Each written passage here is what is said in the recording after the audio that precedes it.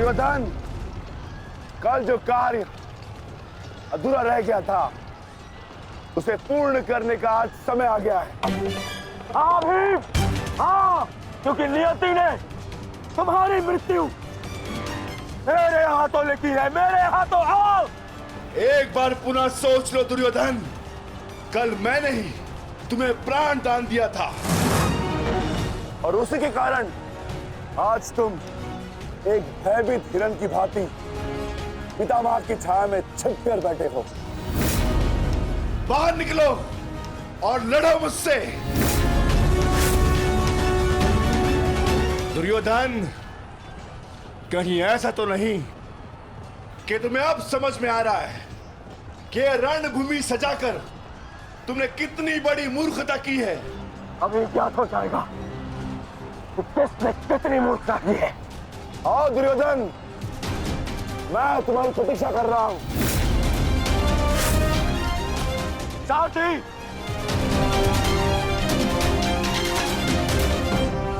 पांडवों ने अर्धचंद्र व्यूह बनाया है। यदि युवराज इसमें फंस गए ना तो उनकी सुरक्षा करना असंभव हो जाएगा। कुछ ना कुछ तो करना होगा महामहिम। हमें इन्हें रोकना होगा। ये महामहिम।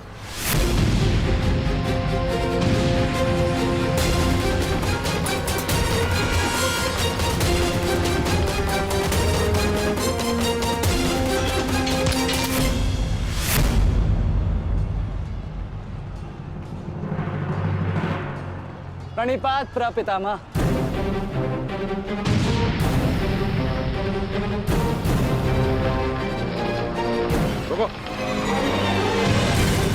प्रणाम आचार्य। क्यों मेरे समक्ष आ जाते हो?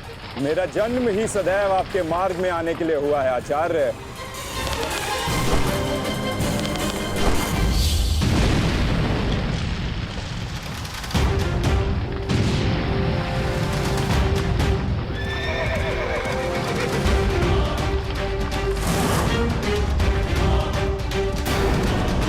मुझे युवराज की सहायता के लिए जाना होगा।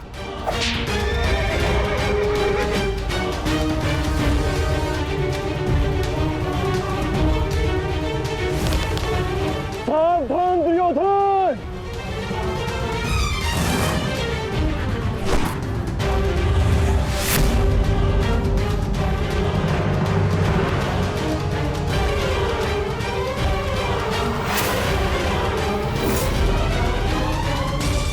चूक गए अर्जुन, अपना एक बाण व्यर्थ कर दिया तुमने।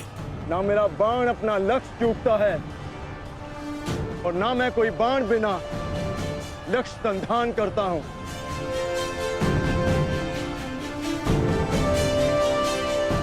अर्थात इसलिए ताकि पितामह भीष्म मुझे ढूंढ ना पाए। ये युद्ध हम भाइयों के मध्य है, तो फिर इसमें आचार्य द्रोण और पितामह को कष्ट क्यों देना?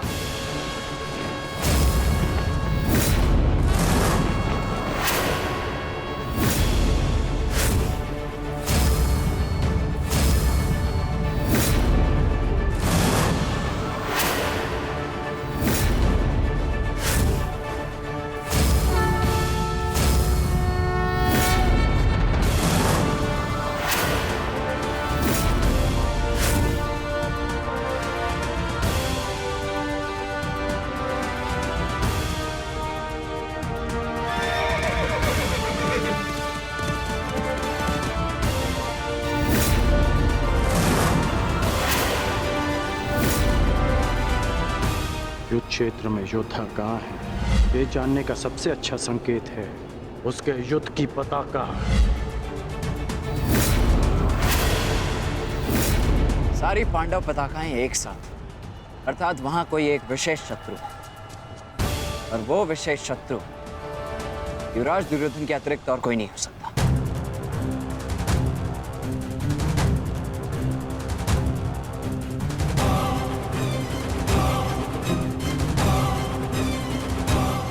अब समझ जा,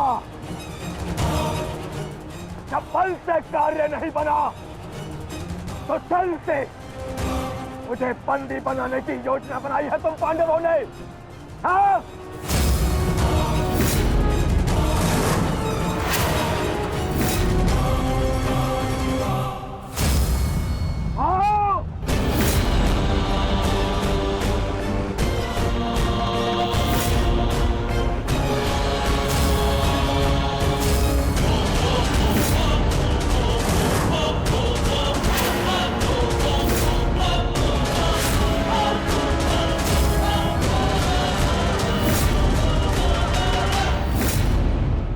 सावधान दुर्योधन।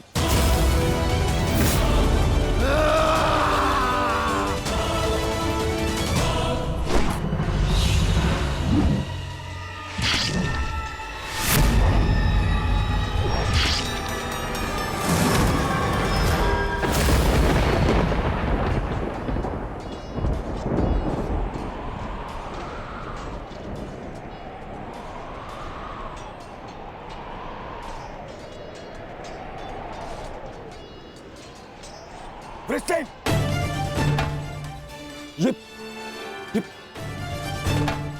ये क्या किया तुमने पुत्र? वचन पूर्ण किया। उठो उठो उठो।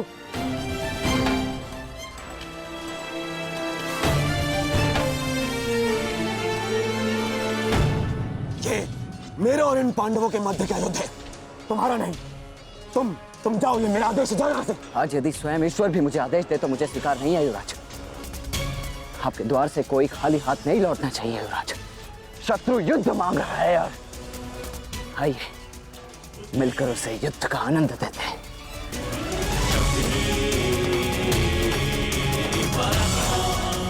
हर हर महादेव। हर हर महादेव।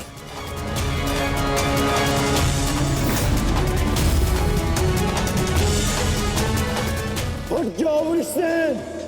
आज मेरे और दुर्योधन के मध्य जो भी आएगा या तो रणभूमि से जाएगा या संसार से।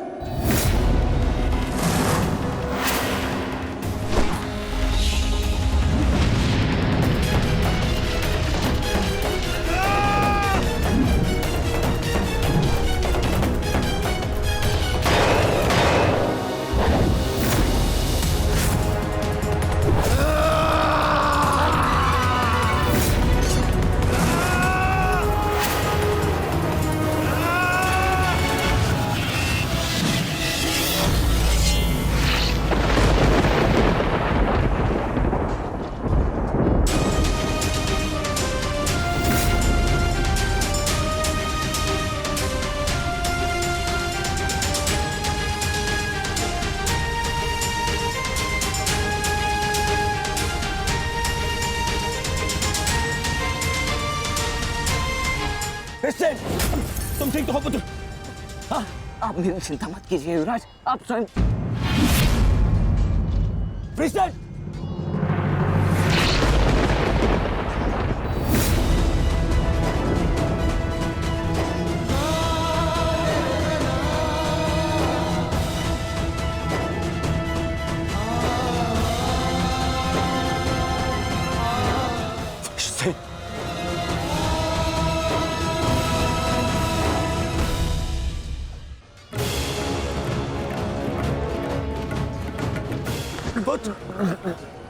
प्रेस्टेन, अभी भी समय है, लौट जाओ।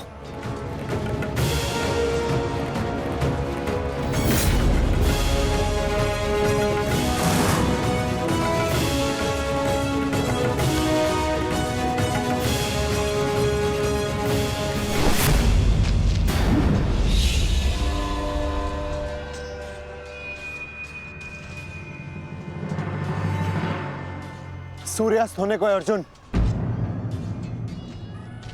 संधान करो।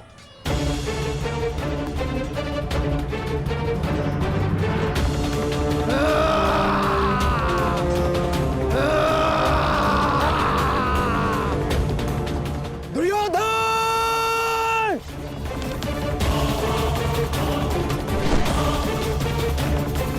युवराज!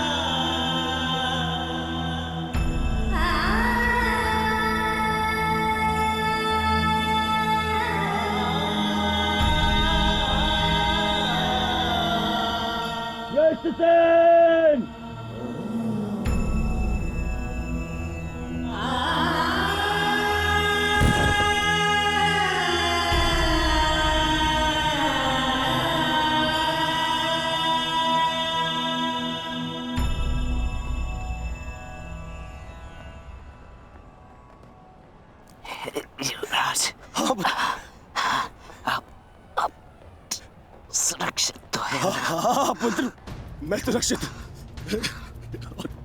और तुम चिंता मत करना, मैं तुम्हें अभी वैद्य के पास में लेके जाऊंगा। तुम स्वस्थ हो जाओगे। आओ आओ।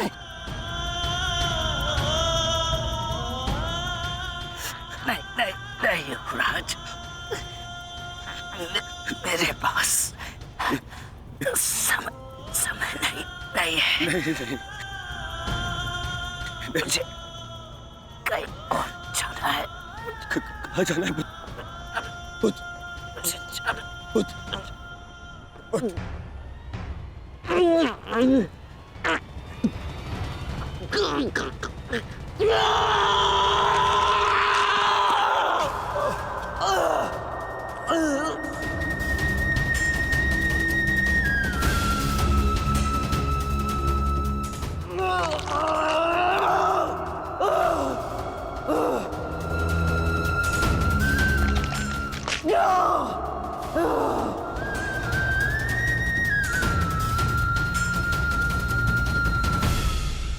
इस संसार से जाने से पूर्व मुझे उनसे मिलना है जिन्होंने मुझे इस संसार में आने का लक्ष्य समझाया।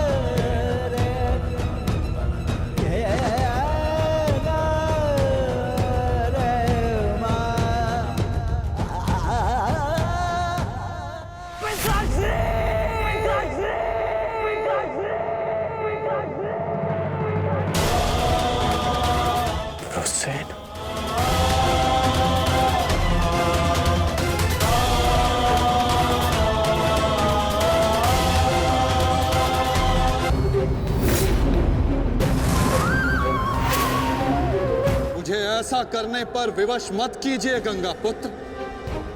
मैं आपका वध कर सकता हूं और ऐसा करने के लिए मुझे शस्त्र उठाने की आवश्यकता नहीं, केवल ये चक्र ही पर्याप्त है।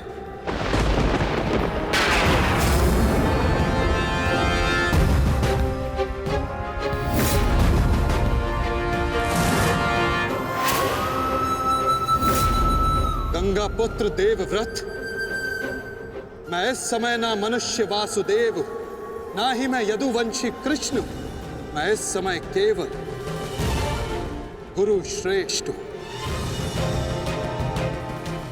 मैं ही सत्य हूं, मैं ही ज्ञान और मैं ही न्याय हूं गंगा पुत्र।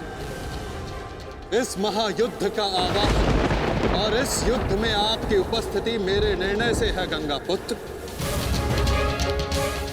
आपका जीवन मेरे निर्णय, मेरी इच्छा से था और अब आपकी मृत्यु मेरे अधीन है।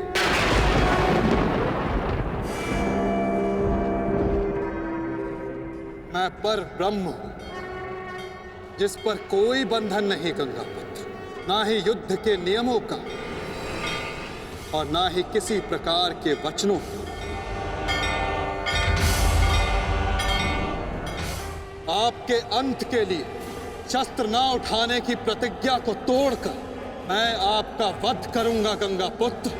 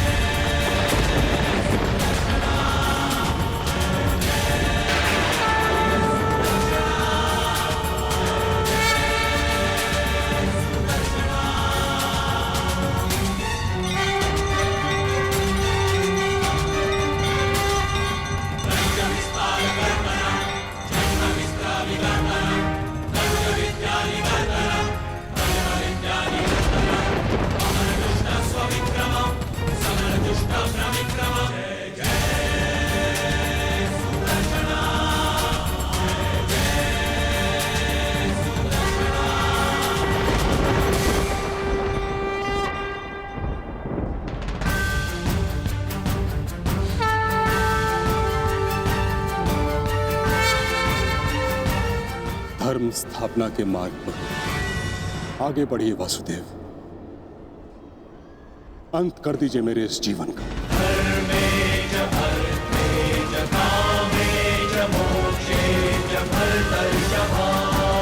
मैं स्वयं को आपको समर्पित करता हूं।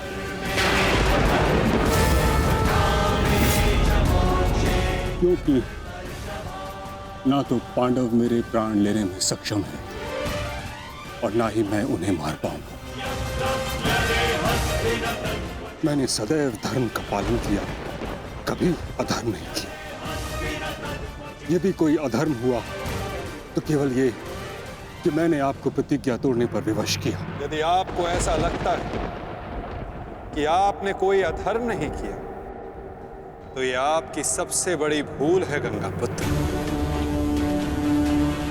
अवश्य आपने सदैव धर्म का पालन किया गंगापुत्र, किंतु केवल अपने लिए, अपने वचनों के लिए। और यही आपका सबसे बड़ा अधर्म है। क्योंकि जिसके पास शक्ति हो उसे स्वयं के लिए नहीं, संसार के लिए उत्तरदायी होना चाहिए। और जो आप नहीं हो पाए गंगापुत्र।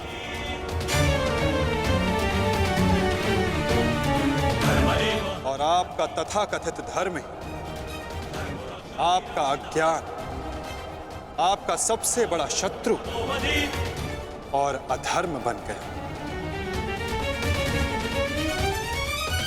किंतु वासुदेव, मैंने तो सदैव वही किया जो मेरी अंतरात्मा ने कहा। तो क्या इस धर्म युद्ध में अधर्म के पक्ष से लड़ने की अनुमति भी आपको आपकी अंतरात्मा ने दी गंगापुत्र?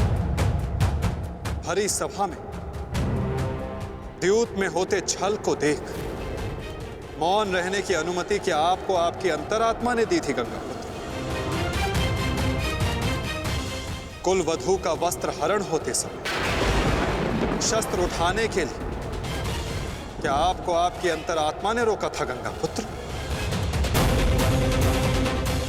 हस्तिनापुर की सुरक्षा के लिए आपने इतिहास की सबसे भीषण प्रतिज्ञा ली गंगापुत्र, परंतु आप हस्तिनापुर का अर्थ ही अनुचित समझ बैठे। आपने सिंहासन को हस्तिनापुर समझ लिया।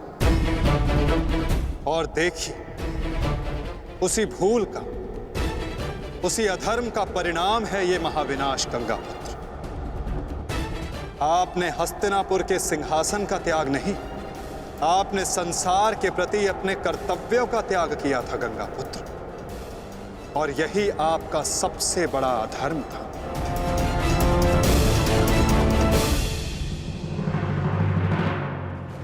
परिवर्तन ही संसार का नियम है गंगापुत्र। और संसार के कल्याण और उत्थान के लिए ऋतुएं भी स्वयं को परिवर्तित करती हैं, परंतु आपने परिवर्तन को नहीं स्वीकारा। जो स्थिर हो जाए वो मनुष्य नहीं, पाषाण है। और जो अपने विचार को कभी बदले नहीं, वो मानवता का शमशान है गंगापुत्र।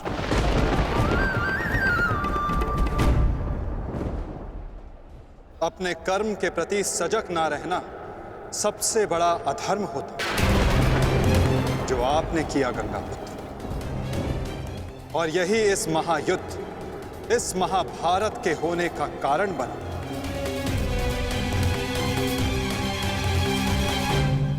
प्रभु, मेरा मार्ग दर्शन कीजिए। आपका कर्तव्य यह है गंगापुत्र कि आप अपने शस्त्र को त्याग कर अपने जीवन का बलिदान देकर इस अधर्म को रोकें।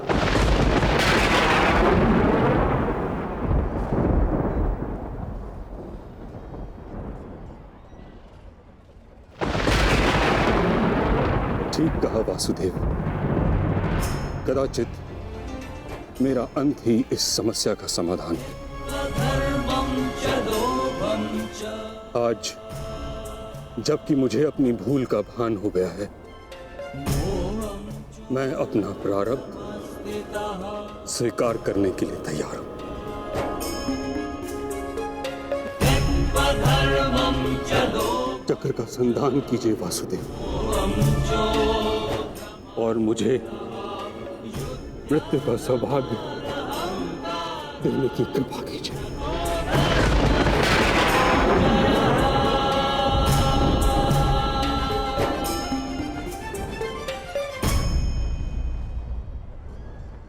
ठीक है,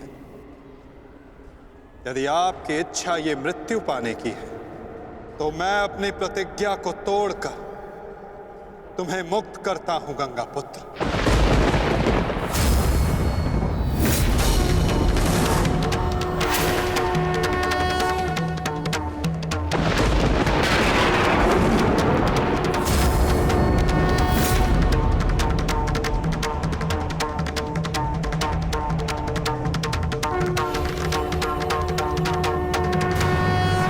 नहीं माधव,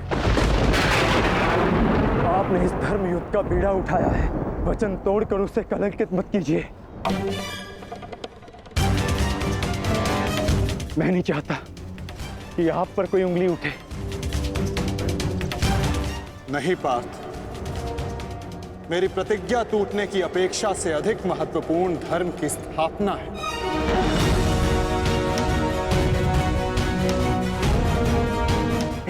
नहीं माधव, नहीं। आपने ही भारभृग को वीर गति दी है माधव, ताकि इस युद्ध से जुड़ी प्रतिज्ञाएं, वचन और प्रारब्ध भंग ना हो सके। तो क्या आप स्वयं इसे तोड़ देंगे?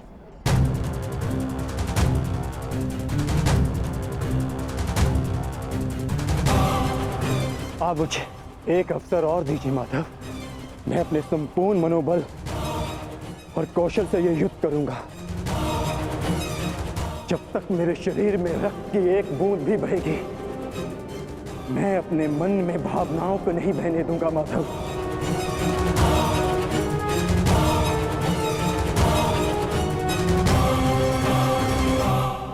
मैं पितामह का अंत करूंगा, अंत करूंगा, अंत करूंगा, अंत करूंगा।